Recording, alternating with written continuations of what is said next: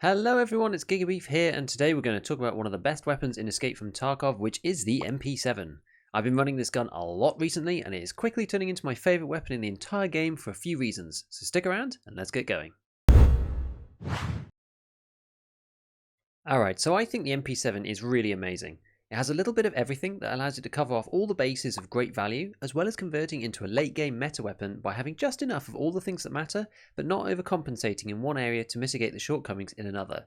A bit later on, I'm going to compare the MP7 to the other SMGs that are kind of equivalent, but we'll get to that in a little bit.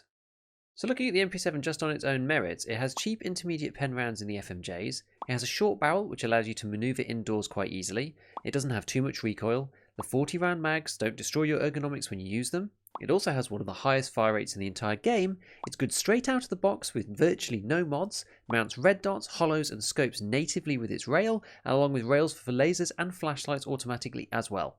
Finally, if you want to go for full meta, it has ammo that is the best SMG ammo in the entire game. If all of this sounds too good to be true, there are some reasons why the MP7 sits where it does within its fairly cheap price point when compared to other popular guns like the M4, which is primarily due to the potential of these other guns. But broadly speaking, I think the MP7 is still too cheap, so to speak, for the performance that you get from it. Certain aspects of the M4 can be turned up to 11, like having 60 round mags and the super low recoil on the fully modded versions, and the slightly higher bullet velocity which makes it more generalistic both close and long range than the MP7, which commands a higher price tag overall for the full meta builds. That being said, most engagements in EFT are at short or medium distance unless you're looking for it, where the MP7 excels as being one of the best weapons in the entire game.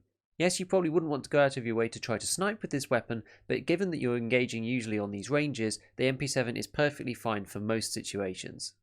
So first off, let's talk budget builds. What you really want to do is MP7 search in the flea market. You want to grab the MP7A1 and go and look it up on the flea. And let's just refresh this. These are going for a really cheap price at the moment, but you can normally get one for about 50,000 rubles. And if we go and have a look at the statistics for one where the stock is actually extended so we can see it properly, then this weapon has 69 ergonomics and 51 vertical recoil. Really, all you have to do is grab this gun as is, add a magazine and a red dot of your choice if you want one, which I normally do, and you're good to go. It actually is really amazing, just as is. Now, I hear you ask, what is the difference between the MP7A1 and the MP7A2? Well, the reason why the MP7A2 is more expensive than the A1 counterpart is if we go and inspect this particular weapon, we can see that there is no integrated foregrip. So if we go back and just quickly have a look at this guy and have a look at any of these guns, you'll find that there's an integrated foregrip that is not really part of the weapons modding system because this can't be removed. Whereas the A2 is a little bit different. So when we go and actually look at the A2 itself, the same one with the extended stock, so this has also got 51 recoil, which is pretty much the same. What you can do is you can add another vertical foregrip under here. Now, the interesting part about this is because the MP7 has really great base recoil, so if we remove the stock completely, you end up with a recoil of 62. This is so low already that changing the foregrips doesn't really make any difference whatsoever.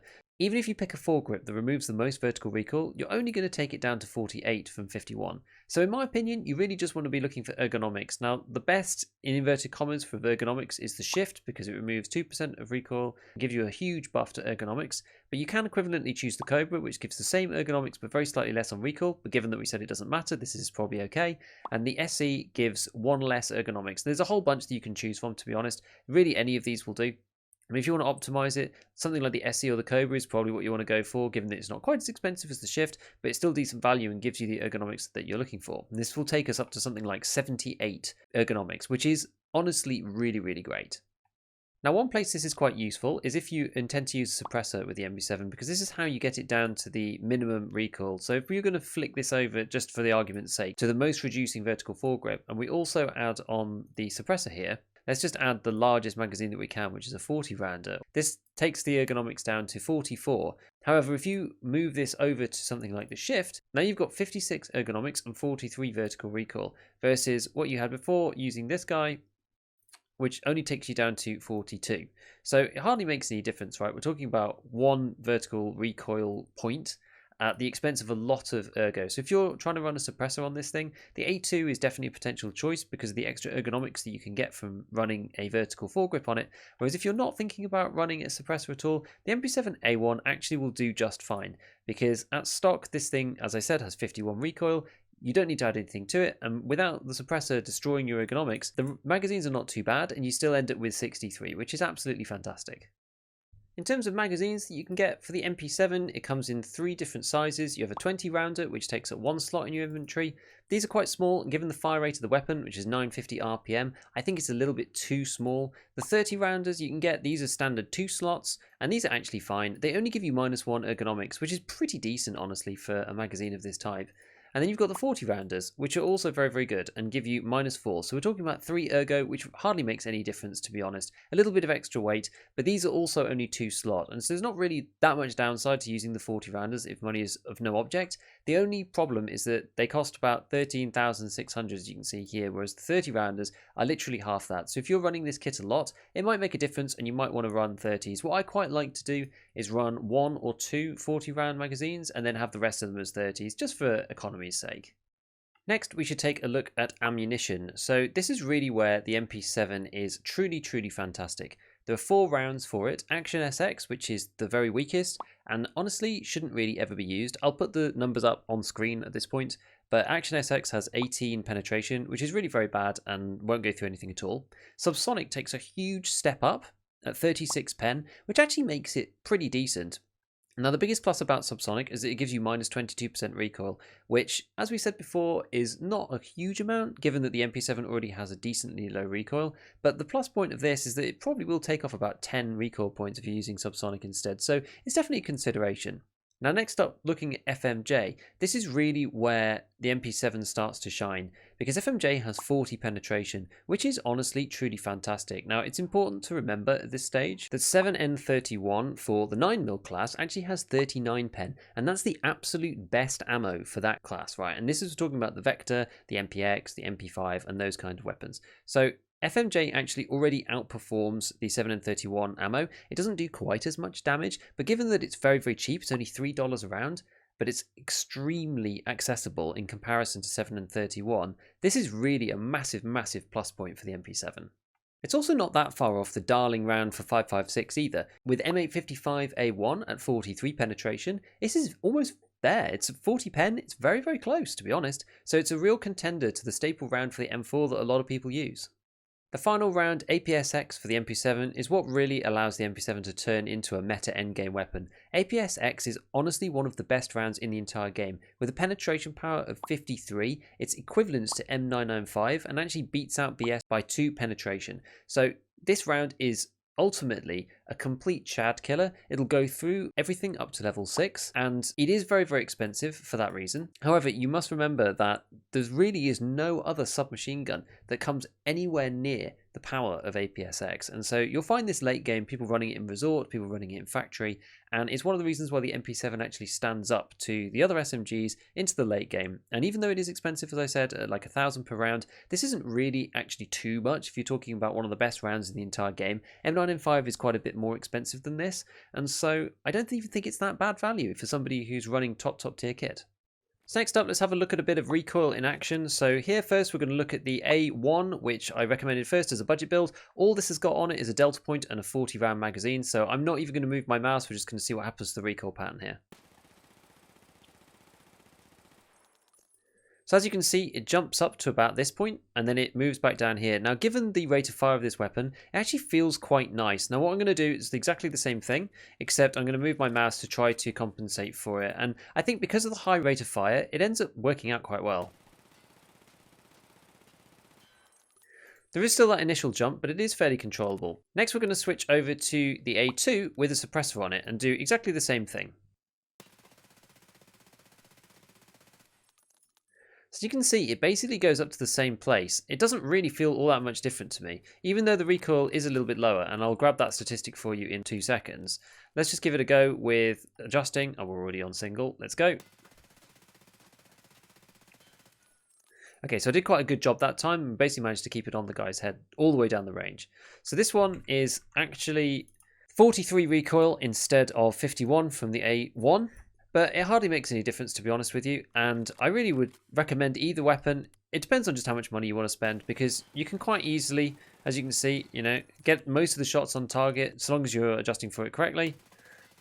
And the same thing with this one. It is slightly easier, clearly, if you've got slightly lower recoil. One thing that did surprise me was how nice it actually felt with the 4x. Now, I've never actually gone into raid and tried to use this, but even adjusting for a little bit of the recoil on this guy, like you can see that after the first couple of shots, it is really, really controllable, even using a 4x scope on somebody. You know, you can imagine somebody running away, you're trying to catch them, and they're at a decent distance, and you crack out your scope like this.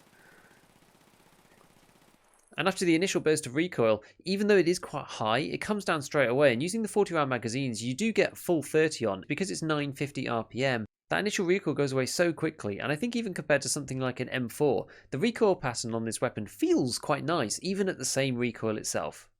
Just to round off the discussion about the MP7, let's compare now to a couple of other typical SMGs so we can figure out its effectiveness.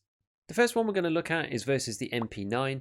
Really, the MP9 has going for it the fact that it is super cheap, but ultimately it has quite a lot of recoil, and the ammunition, because it's using 9mm, it's quite expensive to get the 7N or 6.3, and it's just not very good in comparison. Even the top tier round for 9mm, as we saw, is beaten out by FMJ for the MP7. So I think the MP7 pretty much downright beats the MP9, but versus 20,000 versus 50,000, you can see why the MP7 commands a much higher price. Versus the MPX, this is a lot less clear cut. Even though the MPX uses the same rounds as the MP9, because it's so modular, you can get it down to a really low recoil level. Now, the only issue is that is very expensive to get the MPX to that amount.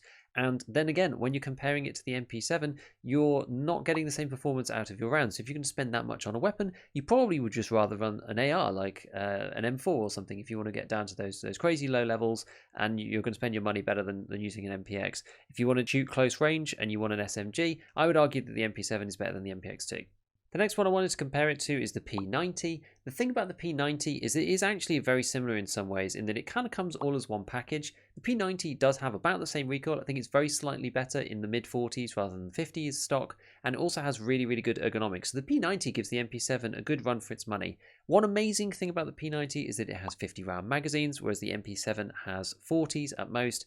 But again, the best round that you can get for the P90 has 37 pen. It's just a little bit lower than you might want, whereas the MP7, again with FMJ, that outperforms that, and APSX really puts it in a tier of its own if you're wanting to run those top meta rounds. Finally, versus the Vector, obviously the Vector is extremely good, but again, the biggest problem with the Vector is that it's running the 9mm ammo class. Now, if you're going to get to the end game and you're fighting against people with slicks and potentially people with Altins, you're going to really have a problem if you're using the Vector. Even if you manage to hit enough headshots, the MP7 removes this issue by allowing you to use AP. However, if you're fighting at a more mid-tier, the Vector is slightly more expensive, but also needs very little modding to make it work. It's more in the kind of 100k category rather than the 50k category, but with the ammo, it makes it much more expensive if you're using 7N. However, with the fire rate also at 950, it really does shred people, given that the recoil is sub 30 on this weapon pretty much at stock. And so the Vector is also quite good. I would argue that the MP7 is slightly more flexible, and you'll continue to see more MP7s into the late game as the Vectors die down once people start running a lot of level 6 and level 5 armor near the end of the wipe. Given I've been running this weapon a lot, looking at Punisher tryouts recently, I think it's worth showing a few moments to see where the MP7 shines, so you can get an idea of exactly how this weapon can be used and why it's so good.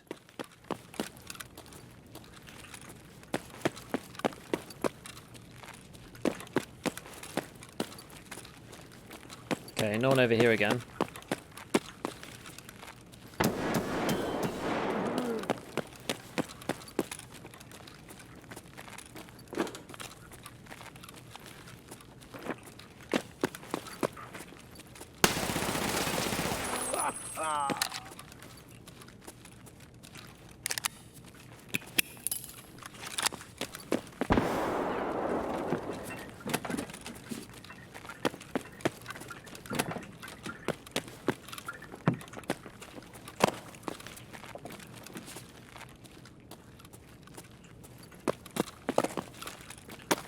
Where is everyone?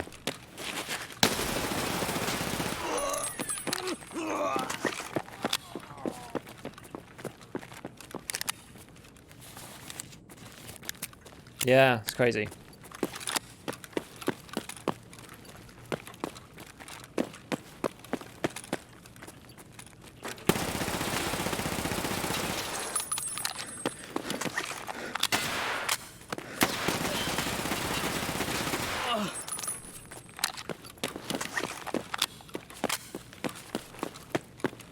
Right, we're going to reset now.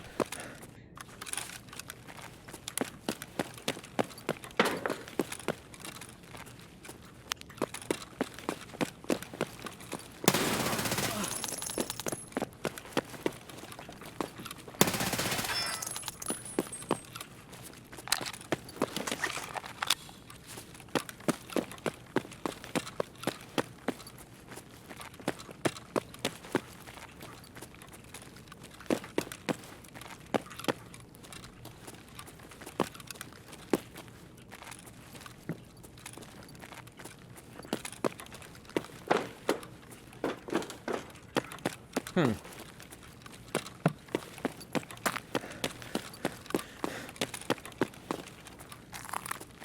I don't know where these boys got to.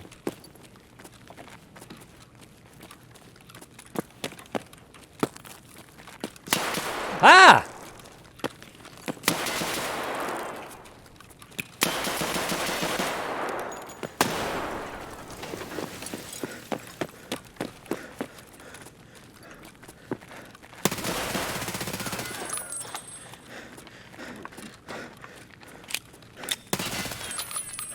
Right, that'll do. Enough terrorising the poor people. I tried to get a cheeky grenade kill on him, but it weren't to be. Oh, I got 3. I don't really understand how, but okay. Right, let's try it.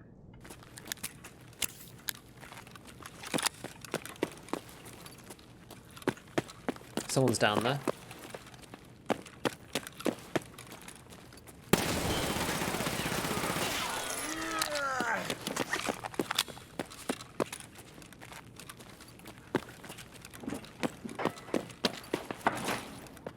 Pretty sure they were anyway.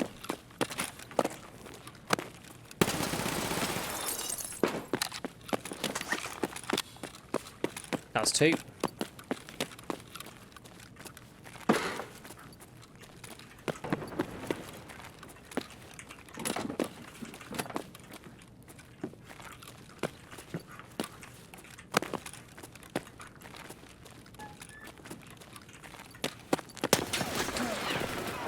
What?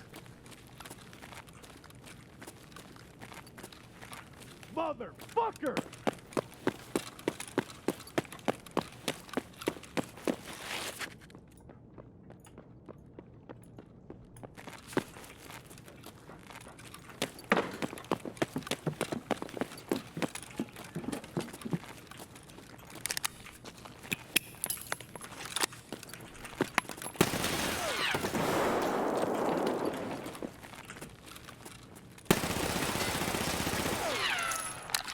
I hope I killed that guy. Okay, we did get all 4. Cool. So if you learned something or enjoyed today's video and want to support the channel, please consider dropping a like and a sub as usual, as it helps with visibility for those who haven't found me yet on YouTube. To see when I'm streaming, you can follow me on Twitter and Twitch, where I'm currently live twice a week, once on Friday at 9 PM UK time for the ScavTalk podcast, which you can check out the link for in the description below, and a regular Tarkov stream on Saturday at 2 PM UK time. With all that said, I'll see you next time, and as always, have fun in your raids.